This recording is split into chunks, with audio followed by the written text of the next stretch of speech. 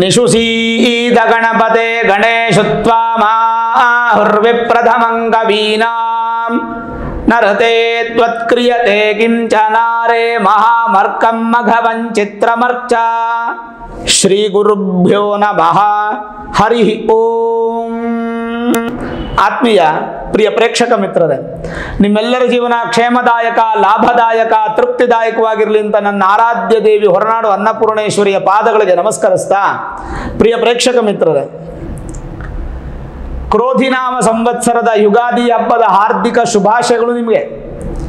ಮೀನರಾಶಿಯವರಿಗೆ ಈ ಕ್ರೋಧಿನಾಮ ಸಂವತ್ಸರ ಯುಗಾದಿ ಹಬ್ಬ ನಿಮ್ಮ ಮನಸ್ಸು, ಶರೀರ, ನಿಮ್ಮ ಕುಟುಂಬ ಎಲ್ಲವೂ ಸಂತೋಷ ಚಿತ್ತವಾಗಿರಲಿ ಅಂತ ಪ್ರಾರ್ಥನೆ ಮಾಡ್ತಾ, ಭಗವಂತ ಹಾಗೂ ಭಗವತಿಯಲ್ಲಿ ಕೇಳ್ಕೊಳ್ತಾ, ಮೀನರಾಶಿಯವರಿಗೆ ಈ ಯುಗಾದಿ ಅಥವಾ ಉಗಾದಿ ಹಬ್ಬದ ಭವಿಷ್ಯ ಹೇಗಿದೆ ಅನ್ನುವಂಥದ್ದನ್ನು ಈ ವಿಡಿಯೋ ನಾವು ತಿಳ್ಕೊಳ್ಳೋಣ. ನೋಡಿ, ಮೀನರಾಶಿಯವರಿಗೆ ಗುರುಬಲ ಇಲ್ಲ. ಯಾವಾಗಿಂದ ಇಲ್ಲ? 9ನೇ ತಾರೀಕು ಏಪ್ರಿಲ್ ತಿಂಗಳು ನಿಮಗೆ ಯುಗಾದಿ ಹಬ್ಬ ಪ್ರಾರಂಭ ಆಗುತ್ತೆ. ಅಲ್ಲಿಂದ ಕೇವಲ 21 ದಿನ ಮಾತ್ರ ನಿಮಗೆ ಗುರುಬಲ ಇರುತ್ತೆ. ಅದಾದಮೇಲೆ ನಿಮಗೆ ಗುರುಬಲ ಹೋಗುತ್ತೆ. ಗುರು ನಿಮಗೆ 3ನೇ ಮನೆಗೆ ಹೋಗ್ತಾರೆ. ನಿಮ್ಮ ರಾಶಿಯಿಂದ 3ನೇ ಮನೆಗೆ ಹೋಗ್ತಾರೆ, ಗುರುಬಲ ಹೋಗುತ್ತೆ. ಆದರೆ ಗುರುಬಲ ಹೋದ್ರೂ ಗುರುವಿನ ಅನುಗ್ರಹ ಹೇಗಿರುತ್ತೆ ಗೊತ್ತಾ ನಿಮಗೆ? ಗುರು ಯಾವ ಮನೇಲಿರ್ತಾರೋ ಅಲ್ಲಿಂದ ನಿಮ್ಮ ರಾಶಿ 11ನೇ ಮನೆ ಲಾಭಸ್ಥಾನ. ಅರ್ಥ ಮಾಡ್ಕೊಳ್ಳಿ.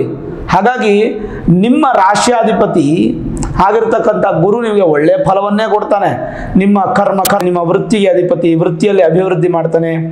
ಮತ್ತು ಈ ವರ್ಷ ನೀವು ಬರೆದಿಟ್ಕೊಳ್ಳಿ ವೀಕ್ಷಕರೇ, ಮೀನರಾಶಿಯವರಿಗೆ ದಿಢೀರ್ ಅಂತ ಧನಯೋಗ ಬರುತ್ತೆ. ಭಾಳ ವರ್ಷಗಳಿಂದ ಕಷ್ಟಪಟ್ಟಿರ್ತಕ್ಕಂಥ ನಿಮ್ಮ ಶ್ರಮಕ್ಕೆ ಪ್ರತಿಫಲ ನಿಮಗೆ ಸಿಗುತ್ತೆ. ಒಂದು ಒಳ್ಳೆಯ ತೃಪ್ತಿಯಾದಂಥ ಜೀವನವನ್ನು ಮಾಡ್ತೀರಾ. ಒಂದು ಸೆಕ್ಯೂರ್ಡ್ ಲೈಫ್ ನಿಮಗೆ ಶುರುವಾಗುತ್ತೆ. ಮನಸ್ಸಲ್ಲಿರೋ ಭಯ ದೂರ ಆಗುತ್ತೆ. ನಿಮ್ಮ ಸುತ್ತಮುತ್ತ ಇರತಕ್ಕಂಥ ಜನ ನಿಮ್ಮನ್ನು ಕೈ ಹಿಡಿತಾರೆ, ನಿಮ್ಮನ್ನು ಸಹಾಯ ಮಾಡ್ತಾರೆ. ಬಟ್ ಏನಂತಂದರೆ ಸಾಡೆ ಸಾತಿ ಇರೋದ್ರಿಂದ ಹುಷಾರು, ಹೆಸರು ಕೆಡುತ್ತೆ. ಗುರುವಿನ ಅನುಗ್ರಹ ಹೇಗಿದೆ ಅನ್ನುವಂಥದ್ದು ನಾವು ನೋಡೋಣ. ಗುರು ತೃತೀಯದಲ್ಲಿದ್ದಾಗ ಏನು ಫಲ ಅನ್ನುವಂಥದ್ದನ್ನ ನಾವು ಬಹಳ ಸ್ಪಷ್ಟವಾಗಿ ಈ ಒಂದು ಗ್ರಂಥದ ನೋಡಿ ತಿಳ್ಕೊಬೋದು. ಜ್ಯೇಷ್ಠಾನುಜನ ಸ್ಥಿತಿ ಪರಾಕ್ರಮ ಸಾಹಸಾನಿ ಕಂಠಸ್ವರ ಶ್ರುತಿ ವರಾಭರಾಣಾಂಕುಶಾನಿ ಧೈರ್ಯಂಚ ವೀರ್ಯ ಬಲಮೂಲ ಫಲಾಶಲಾನಿ ವಕ್ಷೆ ತೃತೀಯೇ ಭವನಾತ್ ಕ್ರಮಶೋಖಿಲಾನಿ. ಇದು ಭಾಳ ಸ್ಪಷ್ಟವಾಗಿ ಒಂದು ವಿಚಾರ ಹೇಳುತ್ತೆ. 3ನೇ ಮನೆಯಲ್ಲಿ ಗುರು ಇದ್ದಾಗ ಏನಾಗುತ್ತೆ? ಒಳ್ಳೆ ಮನೋಭಾವನೆ ತುಂಬ ಚೆನ್ನಾಗಿರುತ್ತೆ. ನಿಮ್ಮ ಮನಸ್ಸು ಚೆನ್ನಾಗಿರುತ್ತೆ. ಆದರೆ ನಿಮ್ಮ ಮನಸ್ಸಿಂದ ನೀವೇನೇ ಮಾಡಿದ್ರು ನಿಮ್ಮ ಸುತ್ತಮುತ್ತ ಜನ ಅದನ್ನು ನಿಮ್ಮ ದ್ವೇಷವಾಗಿ ಕಾಣ್ತಾರೆ. ತುಂಬ ಕಣ್ಣು ಬೀಳೋದು ಜಾಸ್ತಿ ನಿಮಗೆ. ಹಾಗಾಗಿ ಆದಷ್ಟು ಏನು ಮಾಡಬೇಕು? ನೀವು ಸಹಾಯ ಮಾಡಿ. ತೀರಾ ಸಹಾಯ ಮಾಡೋಕ್ಕೆ ಹೋಗ್ಬೇಡಿ ಯಾರಿಗೂ. ಒಂದು ಹಂತಕ್ಕೆ ಸಹಾಯ ಮಾಡಿ. ಬಲಿಚಕ್ರವರ್ತಿ ಥರ ಆಗಬಾರ್ದು. ಸಹೋದರ ಸಹೋದರಿ ನಿಮ್ಗೆ ಸಹಾಯ ಮಾಡ್ತಾರೆ. ಸ್ವಯಂ ಬುದ್ಧಿ ನಿಮಗೆ ತುಂಬ ಚೆನ್ನಾಗಿರ್ತಾರೆ. ಒಳ್ಳೆ ಕೃತಜ್ಞತೆಯಿಂದ ಇರ್ತೀರಾ ಎಲ್ಲರ ಜೊತೆಗೂ. ಸ್ಥಾನ ವೃದ್ಧಿ ಆಗುತ್ತೆ. ನೀವು ಮಾಡುವಂಥ ಉದ್ಯೋಗದಲ್ಲಿ ವೃದ್ಧಿ, ಬಿಸ್ನೆಸ್ಸಲ್ಲಿ ಸಕ್ಸಸ್ ಇದೆ. ಬಂಧುಗಳಿಂದ ನಿಮಗೆ ಪೂಜಿಸಲ್ಪಡ್ತೀರಾ. ಪ್ರಯತ್ನಕ್ಕೆ ಸರಿಯಾದ ಫಲ ಸಿಗುತ್ತೆ. ಸ್ವಲ್ಪ ಮಟ್ಟಿಗೆ ಈ ಕಿವಿ ಹೊಟ್ಟೆ ಸಂಬಂಧಪಟ್ಟಂಥ ಸಮಸ್ಯೆಗಳು ಬರುತ್ತೆ. ಕಿವಿ ನೋವು, ಕಫ ಜಾಸ್ತಿ ಆಗೋದು, ಅಗ್ನಿಮಾಂದ್ಯ ಅಂದರೆ ಜಾಟರಾಗ್ನಿ ಸರಿಯಾಗಿ ಕೆಲಸ ಮಾಡದೆ ಹೊಟ್ಟೆ ಸಮಸ್ಯೆಗಳಾಗೋದು, ಇದೆಲ್ಲ ಜಾಸ್ತಿ. ಸುಮ್ಮನೆ ಸಿಕ್ಕಾಬಟ್ಟೆ ಸುತ್ತಾಡೋದು ಈ ವರ್ಷ ಪೂರ್ತಿ. ಬಟ್ ಭಗವಂತನ ಆಶೀರ್ವಾದ ನಿಮಗೆ ಗುರುಬಲ ಅನ್ನುವಂಥದ್ದು ಹೋದ್ರೂ ಕೂಡ, ಗುರುಬಲ ನಿಮ್ಗೆ ಯಾವಾಗ ಹೋಗುತ್ತೆ? ಮೇ 1ನೇ ತಾರೀಕಿಂದ ಗುರುಬಲ ಇರಲ್ಲ.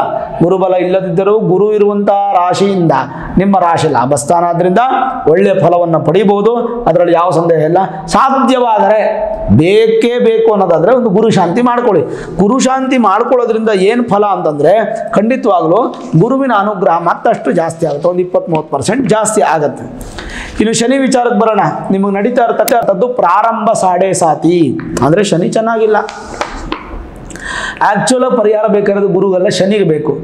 ನೀವು ಶನಿಯನ್ನು ಆರಾಧನೆ ಮಾಡುವಂಥದ್ದು, ಪ್ರತಿ ಶನಿವಾರ ಶನೇಶ್ವರನ ದೇವಸ್ಥಾನಕ್ಕೆ ಹೋಗುವಂಥದ್ದು, ಭಗವಂತನಿಗೆ ತೈಲಾಭಿಷೇಕ ಮಾಡಿಸುವಂಥದ್ದು, ಶನೀಶ್ವರ ಜಯಂತಿ ಅಥವಾ ಉತ್ಸವಗಳು ಆಗ್ತಾ ಇದ್ದರೆ ಅದಕ್ಕೆ ಪಾಲ್ಗೊಂಡು ಸೇವೆಯನ್ನು ಮಾಡುವಂಥದ್ದು, ಶನಿಗೆ ಅಧಿಪತಿಯಾದಂಥ ಪರಮೇಶ್ವರನ ದರ್ಶನ ಮಾಡುವಂಥದ್ದು, ಪರಮೇಶ್ವರನ ನುಡಿಗಳನ್ನು ಕೇಳುವಂಥದ್ದು, ಆಮೇಲೆ ಆ ನಿರಾಶ್ರಿತರಿಗೆ ದಾನ ಮಾಡುವಂಥದ್ದು, ಹಸಿದ ಹೊಟ್ಟೆಗೆ ಊಟ, ಅದು ಪ್ರಾಣಿ ಆಗ್ಬೋದು, ಮನುಷ್ಯ ಆಗ್ಬೋದು, ಪಕ್ಷಿ ಆಗ್ಬೋದು, ಯಾರೇ ಆಗ್ಬೋದು, ಹಸಿದ ಹೊಟ್ಟೆಗೆ ಊಟವನ್ನು ಕೊಡುವಂಥದ್ದು, ಇದೆಲ್ಲ ನೀವು ಬಹಳ ಒಳ್ಳೆ ಫಲ ನೋಡಿ.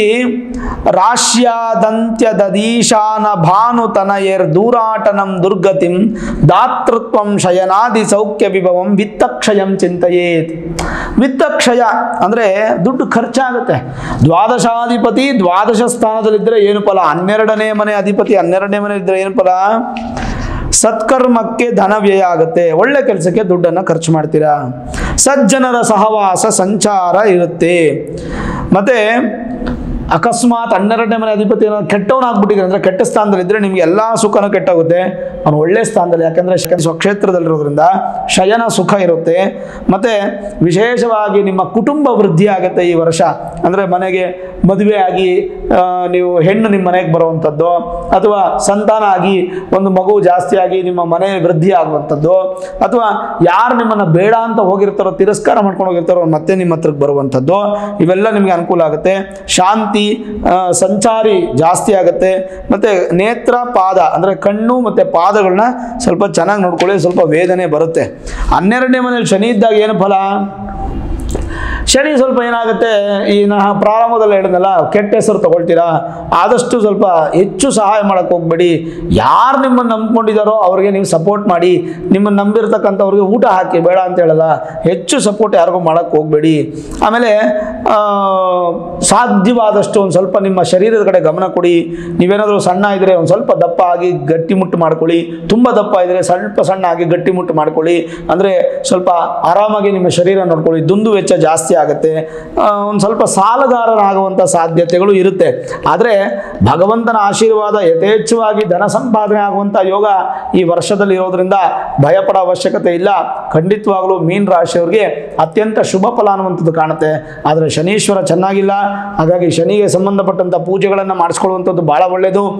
ಜೊತೆಗೆ ಗುರುಶಾಂತಿನೂ ಮಾಡ್ಕೊಳ್ಳೋದು ಭಾಳ ಒಳ್ಳೆಯದು.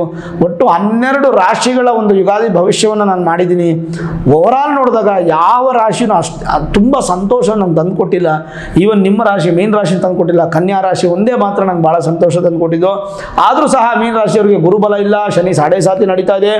ಏನು ಸಂತಸದ ವಾತಾವರಣ ಅಂದರೆ, ಈ ಕ್ರೋಧಿ ನಾಮ ಸಂವತ್ಸರ ಬರೋ ವರ್ಷ 2025 ಮುಗಿಯುತ್ತಲ್ಲ ಏಪ್ರಿಲ್ ಮೇಲಿ, ಅಷ್ಟೊತ್ತಿಗೆ ನಿಮಗೆ ಜನ್ಮ ಶನಿ ಪ್ರಾರಂಭ ಆಗಿಬಿಟ್ಟಿರುತ್ತೆ. ಅಂದರೆ ಒಂದು 2.5 ವರ್ಷ ಮುಗಿದು ಬಿಟ್ಟಿರುತ್ತೆ ಜನ್ಮ ಶನಿ. ಅಪ್ಪ ಇನ್ನೊಂದು 2 ವರ್ಷ ಮುಗಿದ್ಬಿಟ್ರೆ ಜನ್ಮ ಶನಿ, ಮತ್ತೆ ಇನ್ನೊಂದು 2 ವರ್ಷ ಮುಗಿದ್ಬಿಟ್ರೆ ಅಂತ್ಯ ಶನಿ. ಸಾಕು ಶನಿಗೆ ಸಂಬಂಧಪಟ್ಟಂಥ ಬಾಧೆ ಅಲ್ವಾ. ಹಾಗಾಗಿ ನಾವು ಚಿಂತನೆ ಮಾಡಬಾರದು. 7.5 ಇದ್ದರೂ ಕೂಡ ನಮ್ಗೆ ಒಳ್ಳೆಯ ಬಲ ಮಾಡ್ತಾನೆ. ಶನಿ ಪೂಜೆ ಹೆಚ್ಚು ಮಾಡಿ, ಅದರಿಂದ ಖಂಡಿತ ನಿಮ್ಮ ಒಳ್ಳೆಯದಾಗುತ್ತೆ. ಗುರುಶಾಂತಿನೂ ಸಾಧ್ಯವಾದರೆ ಅನುಕೂಲ ಇದ್ದರೆ ಮಾಡಿಕೊಳ್ಳಿ ವೀಕ್ಷಕರೇ. ನೋಡಿದ್ರಲ್ಲ ಮೀನ ರಾಶಿಯವರ ಯುಗಾದಿ ವರ್ಷ ಭವಿಷ್ಯ. ಈ ವಿಡಿಯೋ ನಿಮ್ಗೆ ಇಷ್ಟ ಆಗಿದ್ದರೆ ಲೈಕ್ ಮಾಡಿ, ಶೇರ್ ಮಾಡಿ, ಮುಖ್ಯವಾಗಿ ನಮ್ಮ ಚಾನಲ್ಗೆ ಸಬ್ಸ್ಕ್ರೈಬ್ ಮಾಡಿ, ಬೆಲ್ ಐಕಾನನ್ನು ಪ್ರೆಸ್ ಮಾಡಿ.